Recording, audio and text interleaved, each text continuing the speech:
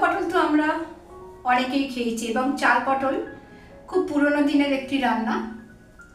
তো চলো না আজকে ডাল পটল করি। তবে ডাল পটল কিন্তু মুগ পটল করছি না। যদি আজকে মসুর পটল করি তো কেমন হয়। তো চলো তোমাদের সামনেই করি, মসুর পটলটা কেমন হচ্ছে দেখি। এবং মুগ পটলে যেরকম মুগ ডালটা গোটা গোটা থাকে, মসুর পটলেও কিন্তু মসুর ডালটা একটু গোটা গোটা বা ছিলা ছিলাই থাকবে। মসুর পটলটা রাঁধতে আমি পেঁয়াজ রসুন দেব। তো রান্নাটা করি তাহলে, চলো দেখা যাক।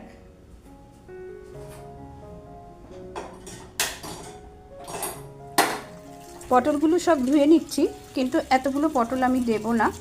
আমি এমনি সবজি ধুয়ে আমি ফ্রিজে রাখি শুকিয়ে নিয়ে। আচ্ছা, পটলগুলোকে এরম তেরছাভাবে মানে কোনাকুনিভাবে আমি পিস করেছি, অন্য কিছুই না, দেখতে একটু ভালো লাগে আর ভাজাটাও খুব ভালোভাবে, ভাজাটা খুব সুন্দরভাবে করা যায়। আর নিয়েছি পেঁয়াজ আর টমেটো। এবার পটলগুলো আমি সর্ষের তেলে ভেজে নিচ্ছি হাই ফ্লেমে দিয়ে। কিছুক্ষণ এপিটোপিট করার পরে আমি একটু লবণ দিয়ে দিলাম, পটলগুলো যাতে তাড়াতাড়ি নরম হয়ে যায়। লবণ দেবার পরে আমি পটলগুলো একটু কিছুক্ষণ চাপা দিয়ে রেখেছিলাম। পটল নিজে তো খুবই সুস্বাদু একটি সবজি, তাই পটল দিয়ে নানা রকম রান্না হয়, কি আমিষ কি নিরামিষ নানা রকম পদ হয়। এবার আমি মসুর ডাল একটু অল্প করে সিদ্ধ করে রেখেছি। আমি তোমাদের হাতা করে তুলে দেখাচ্ছি। ডালটা একটু গোটা গোটা আছে, মানে জাস্ট একটু ছিলা ছিলা মতন রয়েছে।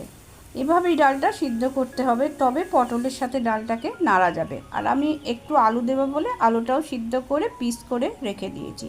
এই বাটনাটার মধ্যে আছে ধনে, জিরে, টমেটো আর কাঁচা লঙ্কা একসাথে মিক্সিতে পেস্ট করে আমি বেটে ভিজিয়ে রেখেছি। এবার চাপা দিয়ে রাখা পটলগুলো ভালোভাবে ভাজা হয়ে গেছে, আমি একটা সাইডে তুলে রাখলাম। এবারে আমি কড়াতে সর্ষের তেল দিয়ে দিচ্ছি। সর্ষের তেলটা গরম হয়ে যাওয়ার পরে আমি একটা শুকনো লঙ্কা ফোড়ন দিয়ে দিলাম আর জিরে ফোড়ন দিলাম।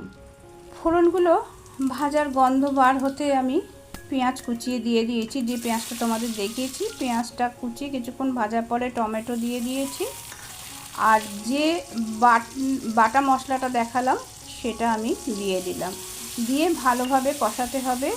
তার আগে আমি হলুদ দিলাম। এবার বেশ কিছুক্ষণ আমি নাড়াচাড়া করে নিচ্ছি মশলাটা বেশ ভালোভাবে কষিয়ে নেওয়ার জন্য। তোমরা দেখছো কুমকুমে রান্না একটু অন্যরকম অন্যভাবে। এবারে গরম জলটা দিয়ে দিলাম। মশলা খুব ভালোভাবে কষানো হয়, বারবার যদি একটু একটু করে জল দিয়ে কষানো হয় তাহলে কিন্তু মশলা ভীষণ ভালোভাবে কষানো হয়ে যায়, মশলা থেকে খুব সুন্দর একটা গন্ধ বেরোয়।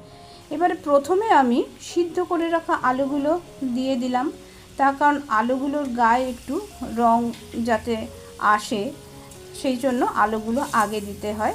এবারে আমি পটল দিয়ে দিলাম। এবার আলু আর পটল একসাথে ভালোভাবে মশলার সাথে কষিয়ে নিতে হবে। এবারে বেশ কিছুক্ষণ কষিয়ে নেবার পরে আমি হাফ সেদ্ধ ডালটা দিয়ে দিলাম। ডালটা সিদ্ধ করে রেখেছিলাম তেজপাতা, গরম মশলা আর লবণ দিয়ে। সেই জন্যে রান্নায় আমি আর আলাদা করে তেজপাতা দিইনি, আর গরম মশলা হয়তো শেষের দিকে অল্প একটুখানি দিতে লাগবে। এবারে সেই ডালটা দিয়ে খুব আস্তে আস্তে নাড়াচাড়া করতে হবে। বেশি জোরে নাড়াচাড়া করলে কিন্তু ডালটা গলে যাবে, তরকারিটার স্বাদটাও পাল্টে যাবে। আমি তোমাদের খুন্তি দিয়ে তুলে দেখালাম যে ডালটাও কি সুন্দর একটু গোটা গোটা আছে। এবারে আমি একটু গরম মশলা দিয়ে দিচ্ছি, তরকারিটা প্রায় শেষের মুখে একটু গরম মশলা দিয়ে দিলাম। রেসিপিটা কেমন লাগলো বলো, ভালো লাগলে একদিন অতি অবশ্যই বাড়িতে তৈরি করো। এটি ভাত, রুটি, লুচি, পরোটা সব কিছু দিয়েই ভালো লাগবে। একেবারে শেষে তরকারিটা একটু ঘি দিয়ে নেব। আর ভিডিওটিও আমি এখনই শেষ করছি। সবাই ভালো থেকো, সুস্থ থেকো, ধন্যবাদ।